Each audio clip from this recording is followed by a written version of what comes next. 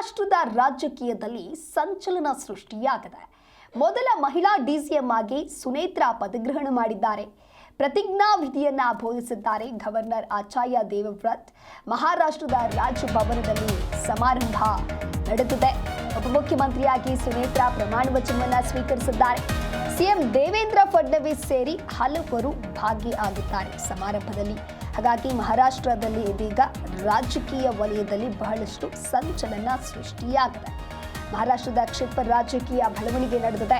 ಮಹಾರಾಷ್ಟ್ರದ ಡಿಸಿಎಂ ಅಜಿತ್ ಪವಾರ್ ಸಾವಿನ ಬಳಿಕ ಖಾಲಿ ಇದ್ದಂಥ ಸ್ಥಾನಕ್ಕೆ ಅವರ ಪತ್ನಿ ಸುನೇತ್ರಾ ಪವಾರ್ ನೇಮಕವಾಗಿದ್ದಾರೆ.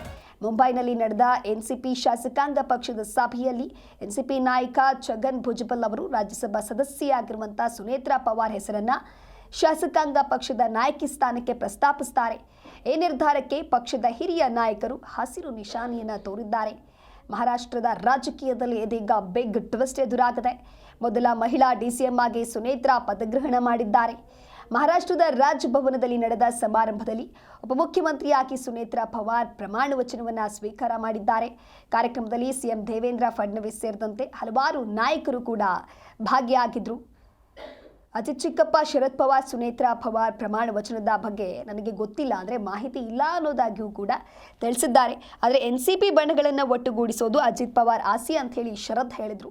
ಇನ್ನು ಸುನೇತ್ರಾ ಪವಾರ್ 2024ರ ಲೋಕಸಭಾ ಚುನಾವಣೆಯಲ್ಲಿ ಎನ್ಸಿಪಿಯಿಂದ ಸ್ಪರ್ಧಿಸಿ ಸೋಲನ್ನು ಅನುಭವಿಸಿದ್ರು. ಆದರೆ ಇದೀಗ ಮಹಾರಾಷ್ಟ್ರ ಉಪಮುಖ್ಯಮಂತ್ರಿಯ ಗದ್ದುಗೆಯನ್ನು ಏರಿದ್ದಾರೆ. ಪತಿ ಅಜಿತ್ ಪವಾರ್ ವಹಿಸಿಕೊಂಡಿದ್ದ ಹಣಕಾಸು, ಅಬಕಾರಿ ಹಾಗೆ ಕ್ರೀಡಾ ಸೇರಿದಂತೆ ಪ್ರಮುಖ ಖಾತೆಗಳನ್ನು ಸುನೇತ್ರಾಗೆ ಹಸ್ತಾಂತರಿಸಲಾಗುತ್ತೆ. ವಿಮಾನ ಅಪಘಾತದ ಪ್ರಕರಣ ಇನ್ನೊಂದು ಕಡೆ ಸಿಐಡಿ ತನಿಖೆಗೆ ನೀಡಲಾಗಿದೆ. ಆಕಸ್ಮಿಕ ಸಾವು ಆಧಾರದಲ್ಲಿ ಕೇಸ್ ದಾಖಲಾಗಿದೆ. ಈ ಎಲ್ಲ ಬೆಳವಣಿಗೆಗಳ ನಡುವೆ ಮಹಾರಾಷ್ಟ್ರದ ರಾಜಕೀಯದಲ್ಲಿಯೂ ಕೂಡ ಕ್ಷಿಪ್ರ ಬೆಳವಣಿಗೆ ನಡೆದಿದೆ. ಮೊದಲ ಮಹಿಳಾ ಡಿಸಿಎಂ ಆಗಿ ಸುನೇತ್ರಾ ಪದಗ್ರಹಣ ಮಾಡಿದ್ದಾರೆ. ಪ್ರತಿಜ್ಞಾವಿಧಿಯನ್ನು ಗವರ್ನರ್ ವಿಧಿಸಿದ್ದಾರೆ.